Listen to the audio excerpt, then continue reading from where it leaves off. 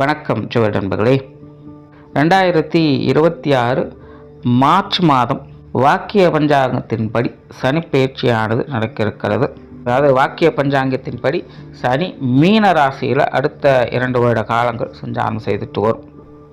பொதுவாக மீன ராசியில் இந்த சனியினுடைய சஞ்சாரம் என்பது ஒரு மாதிரி டிப்ரெஸ்டான விஷயங்களை தான் அதிகம் ஏற்படுத்தும். அதனால் இந்த 2025ஆம் வருடத்தை பார்த்தீங்கன்னா ஓவராலாக எல்லா விஷயங்களும் ஓகே அப்படின்னு சொன்னாலும் கூட தனிப்பட்ட நிலைகளில் அவங்களுடைய மனநிலை ஒரு வெறுமையை நோக்கியே போயிருக்கும். ஒரு சலிப்பு தட்டக்கூடிய விஷயங்களாகவே மாறிக்கிட்டு இருக்கும். இது எல்லா வயதினருக்குமே பொருந்தும். சின்ன பசங்கள்லேருந்து வயது மூத்தவங்க வரைக்குமே ஒரு பக்கம் ஆட்டம் பாட்டம் கொண்டாட்டம்னு இருப்பாங்க. இன்னொரு பக்கம் பார்த்தீங்கன்னா அமைதி, நிதானம், வெறுமைங்கிற மாதிரி ஒரு பக்குவமான நிலைகளுக்கும் போயிட்டு இருப்பாங்க. பட் முடிவென்னமோ ஒரு அமைதியான நிலையில் போய் மந்தமாக விருப்பு அற்ற நிலைகளில் இருக்கக்கூடிய அமைப்பு தான் இருந்துட்டு வரும். இந்த காலகட்டங்களில் பிரச்சனைகளுக்கு ஓய்வே இல்லை அப்படிங்கிற மாதிரி ஒன்று முடிஞ்ச இன்னொன்று அப்படிங்கிற மாதிரி தொடர்ந்து வந்து நிறைய சிக்கல்களையும் மன அலைச்சல்களையும் சோர்வையும் ஏற்படுத்திக்கிட்டே இருக்கும். இது வந்து ஜென்ரலாக மீன ராசியில் சனி வந்துருச்சு அப்படின்னாலே ஒரு டிப்ரெஸ்டான விஷயங்கள் அதிகமாகிட்டே இருக்கும். ஸோ இங்கே வந்து மற்ற கிரகங்களுடைய நிலைகள் தான் ஓரளவுக்கு நல்ல விஷயங்களை கொண்டு வந்து சேர்த்துக்கிட்டு இருக்குது. இங்கே வந்து மற்ற கிரகங்களும் பெருசாக நமக்கு சப்போர்ட் பண்ணல அப்படிங்கும்போது டோட்டலாக எல்லா விஷயங்களுமே டம்பாகி போயிருக்கும். யாருனாலையும் எதுவுமே செய்ய முடியாது. எல்லாருக்குமே ஒரு ஃப்ரஸ்ட்ரேஷனும் வெறுப்பும் அதிகமாகிக்கிட்டே இருக்கும். ஆகாத விஷயங்கள், தேவையில்லாத பழக்க வழக்கங்கள் அப்படிங்கிறது நாளுக்கு நாள் அதிகரித்து போயிட்டு இதுக்கு எண்டே இல்லையா அப்படிங்கிற மாதிரி தோண ஆரம்பிச்சிடும். இருந்தாலும் மற்ற கிரகங்கள் ஓரளவுக்கு சப்போர்ட்டாக இருந்ததுனால தான் இதெல்லாம் ஏதோ கொஞ்சமாவது கண்ட்ரோல் பண்ணக்கூடிய விஷயங்களை பார்த்துக்கிட்டு வரோம். இருந்தாலும் கைமீறி நிறைய விஷயங்கள் 2025 போய் தான் இருக்குது. பட் அடுத்து வரக்கூடிய இந்த 2 வருட காலங்கள் அப்படிங்கிறது அப்படி இருக்காது. காரணம் 2026 பார்த்திங்கன்னா இந்த குரு பயிற்சி இருக்குது. குரு வந்து உச்சநிலை அடைகிறாங்க. குரு உச்சநிலை அடையக்கூடிய இந்த காலகட்டங்களில் சனிக்கும் குருவுக்கும் நவபஞ்சம யோகம் அப்படிங்கிறது ஏற்படும். இந்த யோகா அமைப்புகள் அப்படிங்கிற இந்த சனியினுடைய பாதிப்புகளை வெகுவாக குறைக்கும். சனி வந்து ஆல்ரெடி குருவினுடைய வீடான மீனராசியில் தான் இருக்காங்க. இப்போ இந்த குரு வந்து சனிக்கு 5ஆம் இடத்துல உச்சம் பெற்று தன் வீட்டையே பார்க்குறாரு. சனிக்கும் அந்த பார்வை அப்படிங்கிறது கிடைக்குது. அதனால் இந்த சனியினுடைய பாதிப்பு அப்படிங்கிறது பெருசாக இருக்காது.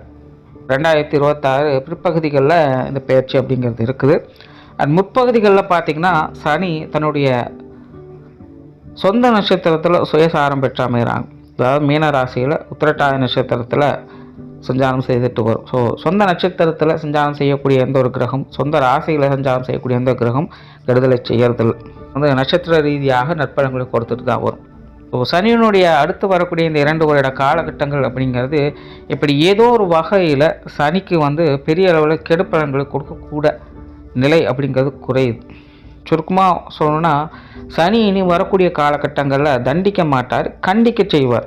ஏன்னா சனியினுடைய வேலையே அதுதான். அதனால் இனி உங்களுக்கு ஒரு சான்ஸ் கொடுக்குறேன், இதுவே கடைசியாக இருக்கட்டும், இனி இந்த மாதிரி தப்பு நடக்காமல் பார்த்துக்குங்க அப்படிங்கிற மாதிரி தான் சனி செயல்பட்டு வருவாங்க. இதனால் எல்லா ராசிகளுக்குமே மாற்றங்கள் அப்படிங்கிறது கண்டிப்பாக உண்டு. எல்லாருக்குமே ஒரு படி முன்னேறக்கூடிய நிலைகள் அப்படிங்கிறது உண்டாகும்.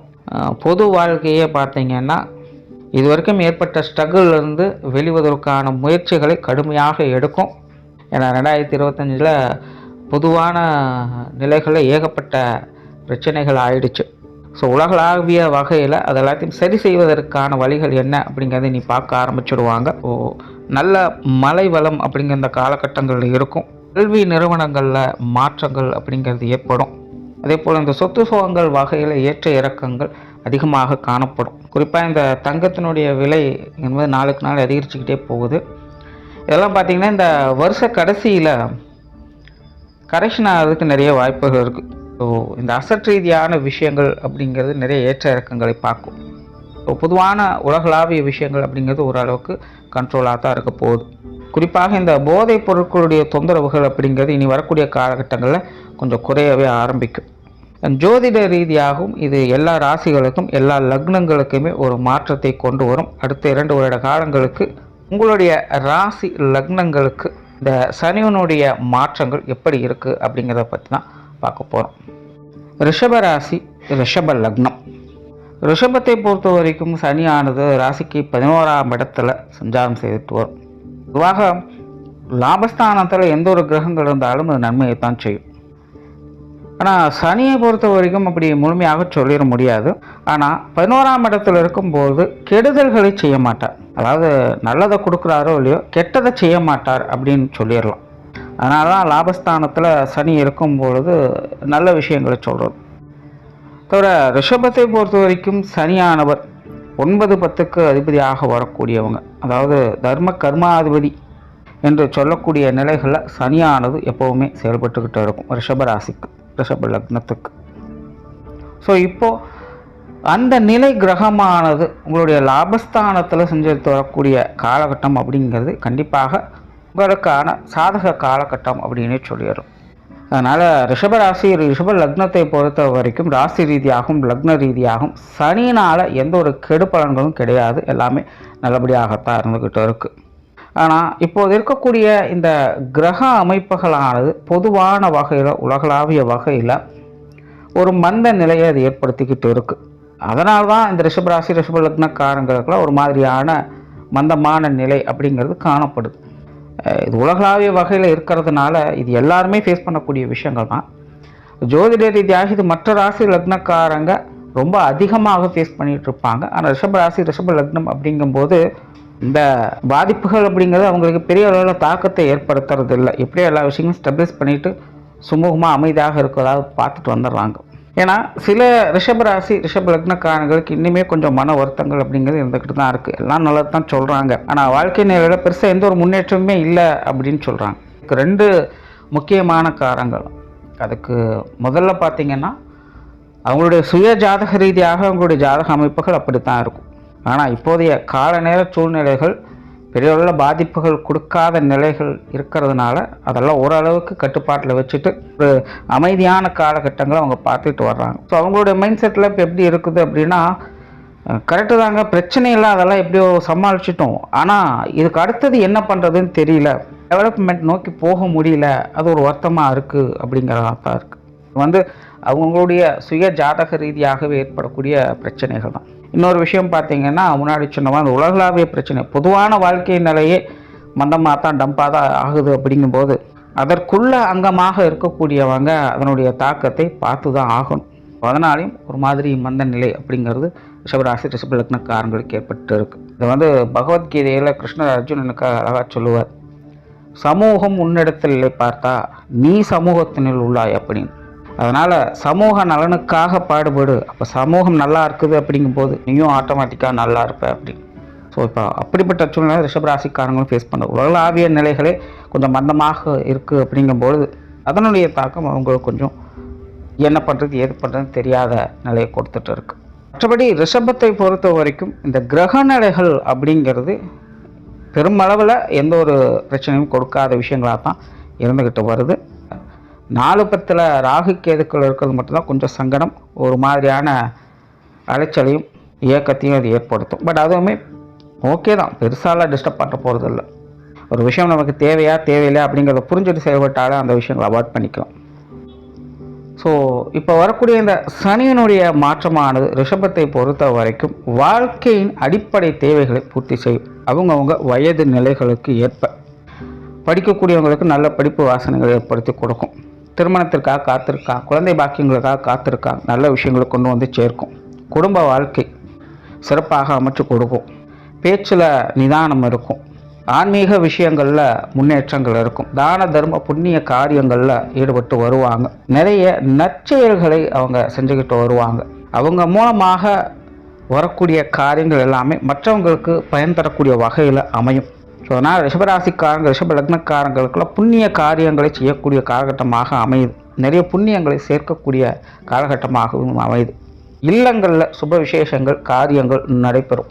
குறிப்பாக இந்த திருமண அமைப்புகள், பித்திரபாக்கிய அமைப்புகள், குழந்தைகளுக்கான சுப விசேஷங்கள் காரியங்கள் என உங்களுக்கு மட்டுமல்லாமல் உங்கள் உடன் பிறந்தோருக்கும் இந்த அனுகிரகங்களை கொடுத்து வருது. குடும்ப உறவுகளுக்குள்ள இணக்கமான சூழ்நிலைகளை ஏற்படுத்துறது. குறிப்பாக கணவன் மனைவி உறவுகள், குழந்தைகள் சார்ந்த விஷயங்களை ரிஷபராசி ரிஷப லக்னக்காரங்களுக்கு ஒரு பிணைப்புகள் ஏற்படக்கூடிய ஒரு காலகட்டம். வீண் விரோதங்கள் சங்கடங்கள் அகலக்கூடிய காலகட்டம். எதிரி தொல்லைகள் நீங்கள் உங்களை எதிர்க்கணும்னு நினைக்கிறவங்க இப்போதைக்கு எந்த ஒரு ஸ்டெப்பும் எடுக்க மாட்டாங்க. அதை எடுத்தாலும் வேலை செய்யாது. அதனால் இப்போதைய நிலையில் உங்ககிட்ட யாரும் நேரடியாக மோதணும் அப்படின்னு நினைக்க மாட்டாங்க. நினைச்சாலும் அதை செயல்படுத்தவும் மாட்டாங்க. இப்போ வேலை அவங்க அதையும் மீறி செயல்படுத்தினாலும் அது உங்களுக்கு வேலை செய்யாது, அவங்களுக்கு தான் பிரச்சனையாக போய் முடியும். ஸோ இது ரிஷபராசி ரிஷப லக்னக்காரங்களுக்கு எதுலேயுமே ஒரு முழுமையான வெற்றி வாய்ப்புகளை கொடுக்கக்கூடிய ஒரு காலகட்டம் அப்படின்னு சொல்லலாம். பட் சனியை பொறுத்த வரைக்கும் இந்த தற்பெருமை அப்படிங்கிறது ஆகாது. அது ஒன்றில் மட்டும் கவனத்தில் வச்சுக்கோங்க. என்ன கவுக்கணும்னு நினச்சியே இன்றைக்கி உன் நிலைமை என்னாச்சுன்னு பார்த்தியா அப்படின்னு சொல்லி போய் யாருக்கிட்டையும் வேண்டாவாதம் பண்ணாதீங்க. எல்லாருக்குமே காலம் என்பது உண்டு. இது உங்களுக்கான காலம். அதை நல்ல விதத்தில் பயன்படுத்துங்க. அதனால் நடப்பது என்னவோ அது நடக்கட்டும். தற்பெருமைகள் மேலே கொஞ்சம் ஒதுக்கி வச்சுக்கோங்க. மாணவர்களுக்கு கல்வி வித்தை நிலைகள் ஒரு சாதகமான நிலைகள் இருக்கும். பொதுவாக ரிஷபராசி ரிஷப லக்னத்தை பொறுத்த வரைக்கும் இந்த கல்வி வித்தை சம்பந்தப்பட்ட விஷயங்கள் என்பது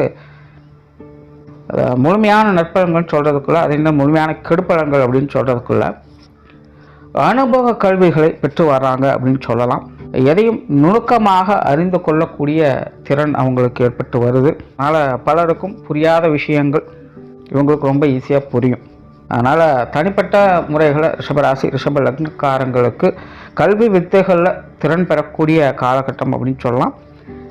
பட் அதை வச்சு வெளி இடங்களில் அவங்களுக்கான அங்கீகாரம் அந்தஸ்து போன்ற விஷயங்களை கிடைக்க பெறணும் அப்படிங்கும்போது அதில் தடை தாமதங்கள் அப்படிங்கிற நிச்சயமாக இருக்கும். அது டைமுக்கு தகுந்த மாதிரி, இடத்துக்கு தகுந்த மாதிரி மாணவர்கள் பார்த்து செயல்பட்டுருக்காங்க. ஆனால் உங்களுடைய திறமைகள் வளரக்கூடிய ஒரு காலகட்டம் தான் இது. தொழில், வேலை, உத்தியோகம் சம்பந்தப்பட்ட விஷயங்கள் சிறப்பான விஷயங்களை பார்க்கலாம். ஆரம்பத்தில் சொன்ன மாதிரி ஜாதக ரீதியாக யாருக்காவது குறைபாடுகள் இருக்குது அப்படின்னா தான் கொஞ்சம் பிரச்சனைகள் கொடுக்குமே இல்லாமல் பொதுவான வகையில் ரிஷபராசி ரிஷப லக்னக்காரங்களுக்கு தொழில், வேலை, உத்தியோகமாக சாதகமான பலன்களையே பார்த்து வருவாங்க. முன்னேற்றமான நிலைகளையும் அவங்க பார்த்துட்டு வருவாங்க. பொருளாதார நிலைகள் சிறப்பாகவே இருக்கும் அப்படின்னு சொல்லலாம். சுப விரயங்கள் அதிகமாகக்கூடிய காலகட்டமாகவும் இருக்கும். இந்த கடன் சம்பந்தப்பட்ட விஷயங்கள் கூட ரிஷபராசி ரிஷப லக்னக்காரங்களுக்கு சாதகமாக தான் இருக்குது. சிலரெல்லாம் அந்த கடன் வாங்கி சில விஷயங்களை செய்யணும் அப்படின்னு நினைப்பாங்க. அதற்கான முயற்சிகளும் நல்ல பலன்களையே கொடுக்கும். பட் கொஞ்சம் ஷார்ட் டைமாக அதெல்லாம் பார்த்துக்கோங்க. ரொம்ப லாங் டைமுக்கு அதை இழுக்காதீங்க. ஏன்னா அடுத்தது நீ 7.5 சனி ரிஷபராசிக்கு தான் ஆரம்பிக்கும். அதனால் ஒரு ஷார்ட் டைம் பீரியடுக்குள்ளே இந்த கடன் சார்ந்த விஷயங்கள்லாம் உங்களுக்கு சாதகமாக இருக்கும். அதுக்கு தகுந்த மாதிரி எல்லாத்தையும் கஸ்டமைஸ் பண்ணிக்கோங்க. அதே போல் உடன்பிறப்புகள் வகையில் சின்ன சின்ன மனஸ்தாபங்கள் போக தான் செய்யும். அதை பெருசுபடுத்திக்காதீங்க. அதே போல் நண்பர்கள், உறவினர்கள் எல்லாமே பட்டுப்படாமலும் தான் இருப்பாங்க. ஸோ அந்த விஷயங்களையும் சங்கடங்கள் பெரிதுபடுத்தாமல் இருப்பது நல்லது. ஸோ ஓவராலாக இந்த சனியினுடைய மாற்றம் என்பது ரிஷபராசி ரிஷப லக்னத்தை பொறுத்த வரைக்கும் உங்களுடைய தனிப்பட்ட வாழ்வின் வளர்ச்சிக்காக ஆதாய அனுகூலங்களை கொடுக்கக்கூடிய ஒரு மாற்றமாக அமையும். நன்றி, வணக்கம், வாழ்க வளமுடன்.